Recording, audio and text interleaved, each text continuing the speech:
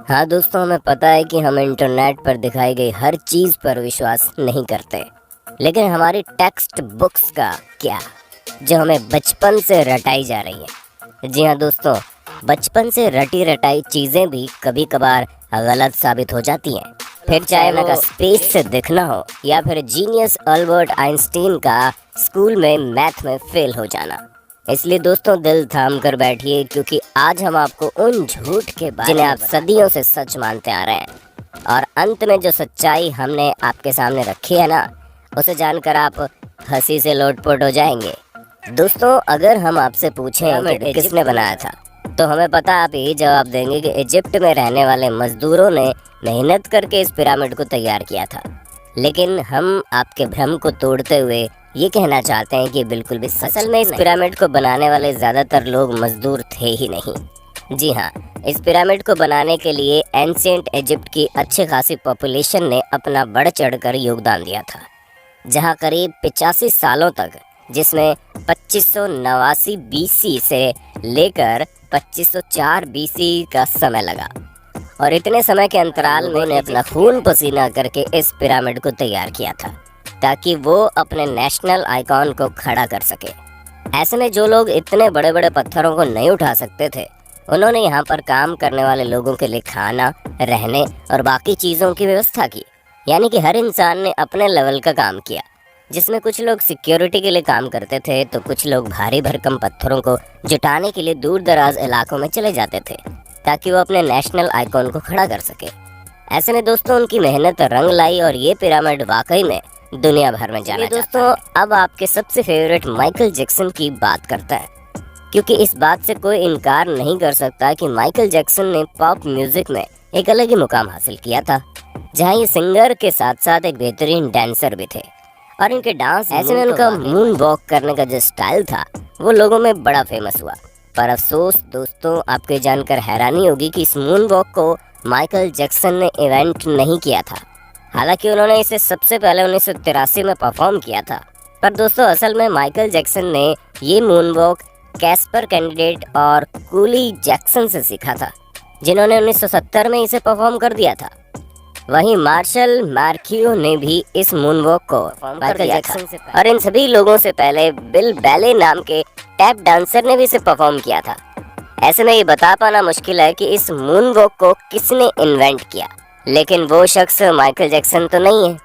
अब आप एक और सिर घुमा देने वाली बात सुनिए, क्योंकि आप लोगों ने कार्बन डेटिंग का नाम तो सुना ही होगा। अरे नहीं दोस्तों, ये टिंडर में राइट लेफ्ट स्वाइप करने वाली डेटिंग नहीं है, बल्कि एक ऐसा मेथड है जिसके जरिए एटमॉस्फेयर में कार्बन डाइऑक्साइड के चेंज होने पर चीजों की असली उम्र बताई जा सकती है। ऐसे में डेटा का इस्तेमाल करके ये पता लगाते हैं कि उनके द्वारा खोजी गई चीजें कितनी पुरानी है, और इसी वजह से हम भी आपको जितनी भी चीज़ों की जानकारी देते हैं, उनकी उम्र कार्बन डेटिंग के हिसाब से ही होती है। और विलर्ड लिबी नाम के जिस प्रोफेसर ने कार्बन डेट्स का पता लगाया था, और इस काम के लिए उन्हें नोबेल प्राइज भी मिला था। लेकिन दोस्तों, दिल थाम लीजिए, क्योंकि हम आपको बता दें कि कार्बन डेटिंग के जरिए चीज़ों की असली उम्र पता लगाना बहुत मुश्किल है। और ऐसा इसलिए क्योंकि हर जगह का एटमॉस्फेयर अलग अलग तरीके से चेंज होता है। हालांकि कुछ हद तक चीज़ें सही जा सकती है, लेकिन अब आप खुद सोचिए कि दो प्लांट हो, जिनमें से एक अमेरिका में हो और एक ग्रीनलैंड में, तो जाहिर सी बात है कि टेम्परेचर इफेक्ट की वजह से दोनों की ग्रोथ में काफ़ी डिफरेंस आएगा। इसी तरह से कार्बन डेटिंग का भी हिसाब किताब है। अब चलिए दोस्तों, आपको एक और मिथ बस्टर स्टोरी सुनाते हैं, जो किसी और की नहीं बल्कि लॉक नेस मॉन्स्टर की फेक फोटो स्टोरी है। जी हाँ दोस्तों, जहाँ इस मॉन्स्टर की फोटो लोगों को हैरान करने में कोई कसर नहीं छोड़ी गई थी, और कई सारे लोग तो इस बात पर विश्वास भी कर बैठे थे कि सालों पहले गायब हो चुका ये क्रिएचर अब वापस से तहलका मचाने आ गया है। ऐसे में दोस्तों, लॉक नेस को स्कॉटलैंड में देखे जाने की बात कही गई। इस तस्वीर को सबसे पहले रॉबर्ट केनेथ विल्सन ने 1934 में लोगों के सामने रखा, और करीब 60 सालों तक इनकी ली गई इस तस्वीर को सच्चा समझा जा रहा था। लेकिन वो कहते हैं ना कि झूठ के दिन 4, सच चले 1000 साल। हाँ दोस्तों, हमें पता है हमारी बनाई गई कहावत उतनी अच्छी नहीं है, लेकिन इस जगह पर बिल्कुल फिट बैठती है, क्योंकि 1994 में ये बात लोगों ने इस मॉन्स्टर का जो शेप उस तस्वीर में था, वो कुछ और नहीं बल्कि एक टॉय सबमरीन थी, जिसे पानी में इस तरह डाला गया था कि वो उस क्रिएचर की तरह दिखाई दे, और ऐसा मर्म्यूडेक नाम के जर्नलिस्ट ने किया था ताकि वो अपने न्यूज़पेपर से बदला ले सके, क्योंकि उनके न्यूज़पेपर ने लॉक नेस मॉन्स्टर के बारे में छापने की वजह से उन्हें बातें सुना दी थी। और इसी वजह से उन्होंने इतनी बड़ी कहानी रची जिसके चंगुल में दुनिया करीब 60 सालों तक थी। दोस्तों, जब आप दुनिया के अजूबों के बारे में सोचते होंगे तो आपके दिमाग में सबसे पहले क्या आता होगा? माचू पिच्चू, ताजमहल या ग्रेट वॉल ऑफ चाइना? लेकिन बाकी सबका तो ठीक है, लेकिन ग्रेट वॉल हम आपको बता दें ये इतना भी ग्रेट नहीं है कि स्पेस से दिखने लग जाए।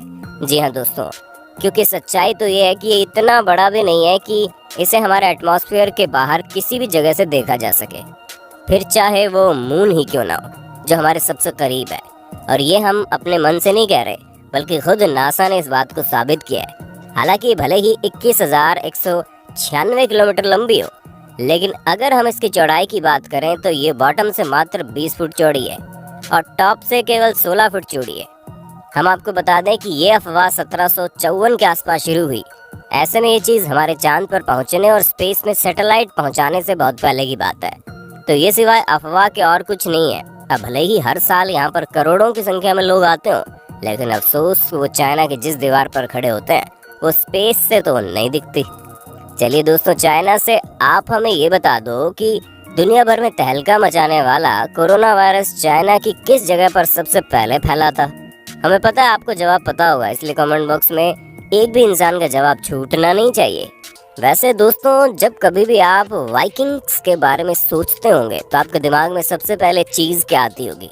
हमें पता है ज़्यादातर लोगों को बड़े से जहाज़ का साइज और सींग निकले हुए हेलमेट याद आते होंगे, पर हम आपको बता दें ये दोनों ही चीज़ें झूठी हैं, जो कि हमारी मेन स्ट्रीम मीडिया द्वारा हमारे दिमाग में डाली गई।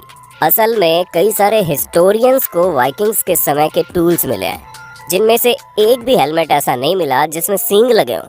हालांकि ये माना जा सकता है कि वो लोग लड़ते टाइम खुद को बचाने के लिए हेलमेट का यूज़ करते होंगे, लेकिन इसका मतलब ये नहीं है कि उनके हेलमेट में ही डायरेक्ट सींग लगे हों।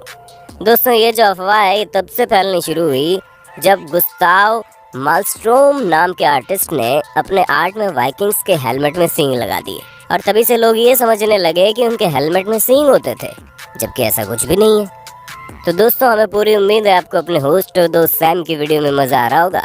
अगर हाँ तो साथ ही वीडियो को लाइक करते चलिए ताकि हम फ्यूचर में भी इसी तरह की इंटरेस्टिंग वीडियोस लाते रहें। दोस्तों, अब हम आपके दिमाग की सबसे बड़ी उपज को दूर करते हैं, क्योंकि कई सारे लोगों को ये सिखाया जाता है कि अल्बर्ट आइंस्टीन जो कि इतने बड़े जीनियस थे, वो हाई स्कूल में बेसिक मैथ की वजह से फेल हो गए थे। तो दोस्तों, ये बिल्कुल गलत है। जी हाँ, ऐसा कुछ भी नहीं है, बल्कि आइंस्टीन तो उल्टा मैथ के जीनियस थे, जहाँ मात्र 15 साल की उम्र में उन्होंने मैथ में अपनी बहुत अच्छी पकड़ बना ली थी। अब दोस्तों, जाहिर सी बात है, जो शख्स फिजिक्स की दुनिया में इतनी बड़ी उपलब्धियां पाया हो, उसे बेसिक मैथ ना आती हो, वो भी हाई स्कूल के समय में, ये चीज़ थोड़ी सी खटकती है। पर हमें तो बुरा उन लोगों के लिए लगता है जो ये सोचते हैं कि उन्हें मैथ नहीं आएगी, फिर भी वो साइंटिस्ट बन जाएंगे। अरे दोस्तों, साइंटिस्ट बनने के लिए मैथ भी ज़रूरी है, ठीक उसी तरह जिस तरह सिंगर बनने के लिए अच्छा गाना ज़रूरी है, और डांसर बनने के लिए अच्छे मूव्स करने ज़रूरी हैं, क्योंकि ये सभी चीज़ें बेसिक्स है।